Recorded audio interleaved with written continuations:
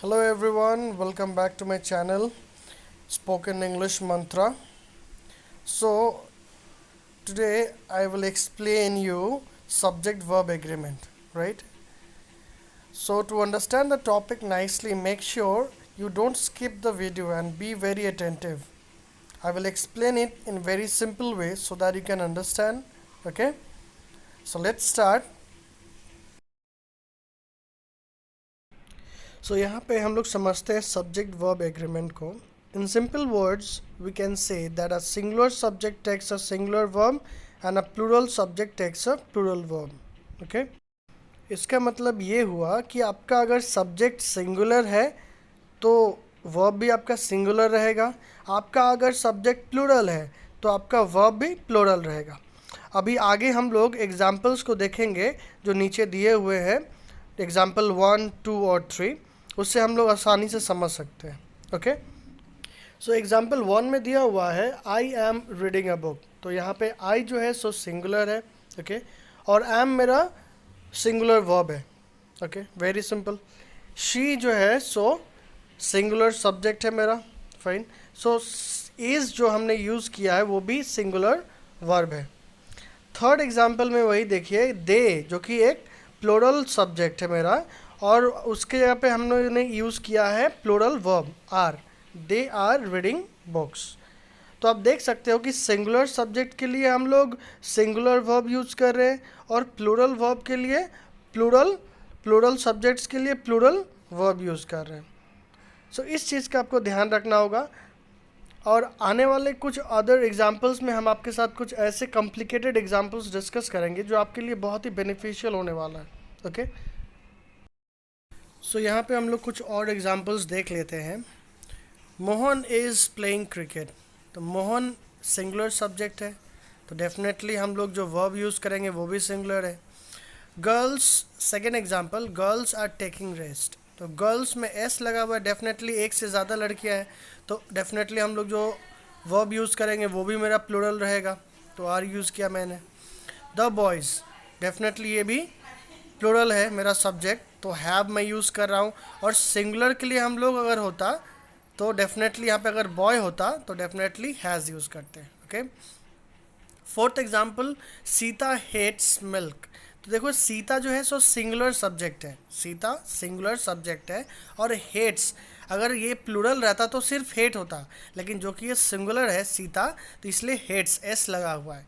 Hates milk but her brother does not.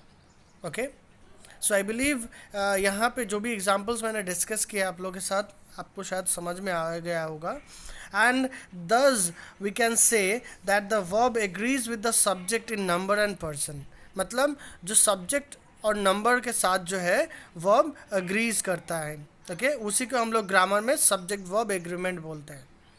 आगे हम और कुछ एग्जाम्पल्स शेयर करते हैं जो कॉम्प्लिकेटेड एग्जाम्पल्स हैं. Okay, so be very attentive. So there are things which students need to focus. Okay, students are advised to be careful in following cases. First one is when the subject is a noun phrase. Second one is when two or more nouns form the subject. Third one is sentences beginning with there. Fourth one, relative pronouns introducing a clause. Fifth one, plural nouns and proper nouns. Sixth one, special cases of collective nouns. Now don't worry, I will explain it one by one. Okay, ऐसे तो इसमें subject verb agreement में बहुत सारे rules नए नए book में देखने को मिलते हैं, बट बेसिकली मैं ये वीडियो स्पेशली क्लास 10 के स्टूडेंट्स के लिए बना रहा हूँ, जो कि उनके लिए बहुत ही ज़्यादा बेनिफिशियल होने वाला ये वीडियो, बहुत ही बेनिफिट करेगा. बिकॉज आपके सिलेबस के अकॉर्डिंग जो चीज़ ज़रूरत है, जितनी चीज़ की ज़रूरत है वही चीज़ मैं आपको इस वीडियो में एक्सप्लेन करूँगा. और इसके अलावा आप और भी कुछ चीज़ के बारे में जान पाएंगे हायर क्लासेस में डेफिनेटली जाएंगे, या फिर बहुत सारे ऐसे बुक्स जिसमें इससे भी कुछ ज़्यादा दिया हुआ है डेफिनेटली. बट ये आपके ओके, सो इसको लेते हैं हम लोग नाउन फ्रेज एज सब्जेक्ट. जब भी ऐसा कुछ सेंटेंस मिले जैसे कि one of the boys lives in our lane, तो ये वन जो है सो मेरा मेन सब्जेक्ट है. मेरा मेन सब्जेक्ट वन है, बॉयज़ नहीं है मेरा मेन सब्जेक्ट, इसलिए यहाँ पे लिव्स यूज़ किए हमने। इसको हम लिव तब करते जब मेरा सब्जेक्ट अगर प्लूरल रहता, लेकिन मेरा सब्जेक्ट तो सिंगुलर है, वन मेरा मेन सब्जेक्ट है, इसलिए मैंने इसको लिव्स रखा है। ओके, सो इससे रिलेटेड सिमिलर जो भी सेंटेंसेस आपको मिलेंगे, आप इसी हिसाब से इसको फ्रेम करेंगे और इसको सॉल्व करेंगे।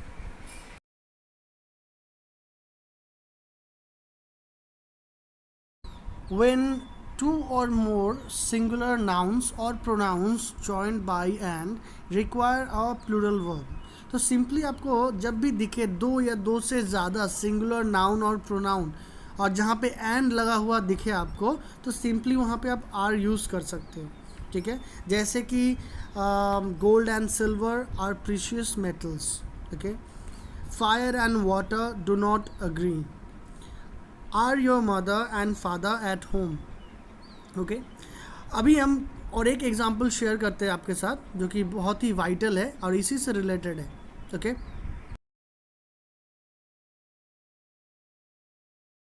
Now but if the noun suggest one idea to the mind or refer to the same person or thing, the verb is singular. जब नाउन का जो भी वहाँ पे यूज़ किया गया नाउन या प्रोनाउन, उन दोनों का आइडिया अगर सेम है, मतलब सेम पर्सन को रेफ़र कर रहा है या फिर सेम थिंग को रेफ़र कर रहा है, जैसे कि एक ही चीज़ से रिलेटेड हो, तो हम वहाँ पे वर्ब जो है सो सिंगुलर यूज़ करेंगे। जैसे यहाँ पे यूज़ किया हुआ है time and tide waits for no man, right, बहुत राइमिंग टाइप है। The horse and carriage is at the door, definitely एक दूसरे से रिलेटेड है। The bread and butter is his only food, ये भी एक दूसरे से रिलेटेड है। सो इस तरीके का जब सेंटेंस आ जाए, राइट, जहाँ पे आपको दिखे कि नाउन है और एक दूसरे से रिलेटेड है, एंड भी लगा हुआ है लेकिन एक दूसरे से रिलेटेड है, वहाँ पे आर यूज़ नहीं होगा, वहाँ पे वर्ब आपका सिंगुलर रहेगा, ईज होगा। ओके, या फिर जैसे वेट में एस लगा हुआ है। I hope this is clear to everyone. So let's go to another point. Now, words joined to a singular subject by with as well as etc. The verb should be singular. मतलब जब भी आपको singular और subject के साथ ये कुछ words मिल जाए जैसे with as well as, so definitely वहाँ पे जो वर्ब जो रहेगा सो सिंगुलर रहेगा। जैसे कि इस एग्जांपल में आप देख सकते हो the ship with its crew was lost, तो वाज जो है सो एक सिंगुलर वर्ब है। Silver as well as cotton has fallen in price, ठीक है, तो आप देख सकते हो कि हैज़ जो है वो भी एक सिंगुलर वर्ब है। ओके, सो इसी तरीके से जब भी आपको इस किस्म का सेंटेंस मिलेगा, आप वहाँ पे बेधड़क वाज और हैज़ यूज़ कर सकते हो, सिंगुलर वर्ब यूज़ कर सकते हो। ठीक है, नाउ व्हेन टू और मोर सिंगुलर सब्जेक्ट्स कनेक्टेड बाय और नॉर रिक्वायर सिंगुलर वर्ब, जब भी आपको ऐसे सेंटेंसेस मिले जहाँ पे और नॉर आपको दिखाई दे और सिंगुलर सब्जेक्ट्स है या टू से ज़्यादा, दो से ज़्यादा या दो सिंगुलर सब्जेक्ट्स है और वहाँ पे और नॉर ये सब वर्ड्स यूज़ किए गए हैं, तो आप डेफिनेटली वहाँ पे सिंगुलर वर्ब यूज़ करोगे। जैसे कि यहाँ पे यूज़ किया हुआ है either the cat or the dog has been here, neither praise nor blame seems to affect him. Okay, so आप देख सकते हो कि ऊपर के सेंटेंस में ए में और है और दूसरे बी में नॉर है और दोनों में सिंगुलर वर्ब यूज़ किया गया है। आई होप ये समझ में आया होगा। Now in another condition, when one of the subjects joined by or nor is plural, the verb must be plural. मतलब दो सब्जेक्ट्स यूज़ किया गया हो और उसमें से कोई एक भी अगर प्लूरल हो, राइट, तो डेफिनेटली वहाँ पे जो वर्ब जो है सो भी प्लूरल होगा। ओके, तो आप देख सकते हो सेंटेंस में भी दिया हुआ है neither the chairman nor the directors are present, तो चेयरमैन और डायरेक्टर्स दोनों में से कोई एक प्लूरल तो है, तो इसलिए हम लोगों ने इस आर को इस्तेमाल किया है। ओके, जो कि इसमें नॉर भी दिया हुआ है लेकिन फिर भी हम लोगों ने आर यूज़ किया है, इसलिए बिकॉज दो सब्जेक्ट्स में से कोई एक प्लूरल में है। राइट, इसलिए हम लोगों ने आर यूज़ किया, मतलब प्लूरल वर्ब यूज़ किया है। Coming to the next situation. Now जब either, neither, each, everyone, many, must be, ये सब जैसे वर्ड्स आपको अगर मिलते हैं सेंटेंस में, तो बेधरक आप वहाँ पे सिंगुलर वर्ब यूज़ कर सकते हो। जैसे कि एग्जांपल्स को देख लेते हैं। Neither of the two man was very strong, तो यहाँ पे वॉज लगा हुआ है, देख सकते हो आप। Every one of the prisons is full, okay. Many a man has done so. तो आप देख सकते हो जो भी सेंटेंसेस है उसमें सब में सिंगुलर वर्ब लगा हुआ है, okay. Now moving on to another one. Now some nouns which are plural in form but singular in meaning take a singular verb. जैसे कि कुछ वर्ड्स ऐसे जिसमें एस लगा हुआ रहेगा, उसका लगेगा कि वो प्लूरल है, लेकिन एक्चुअली उसका मतलब सिंगुलर में ही रहता है, ओके। जैसे कि एग्जाम्पल में देखते हैं, the news is true, the wages of sin is dead. तो आप देख सकते हो कि न्यूज़ है लेकिन फिर भी ईज लगा हुआ है, वेजेस है लेकिन फिर भी ईज लगा हुआ है, मैथमेटिक्स है फिर भी ईज लगा हुआ है, mathematics is a branch of study in every school. Physics है, इसके साथ भी ईज लगा रहता है, fine. So you need to take care of this words, you need to understand and trust me. जितने सारे एग्जाम्पल्स मैं आपको बता रहा हूँ, इसी में से कुछ कॉमन आगे पीछे करके आते हैं एग्जाम्स में, ज़्यादा कुछ हार्ड नहीं आता है। Now, when a plural noun denotes some specific quantity or amount as a whole, then the verb is generally singular, right?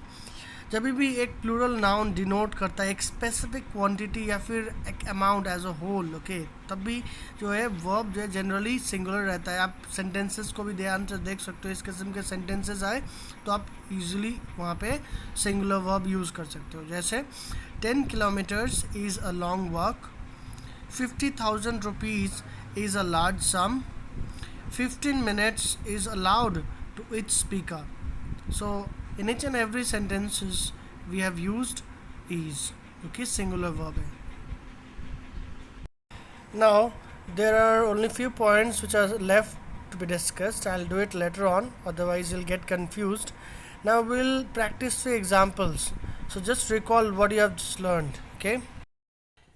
Now these are few examples which you need to practice at home, and if you like the explanation, definitely don't forget to subscribe my channel and don't forget to give a like and comment, and definitely do complete this and mention it in the comment box.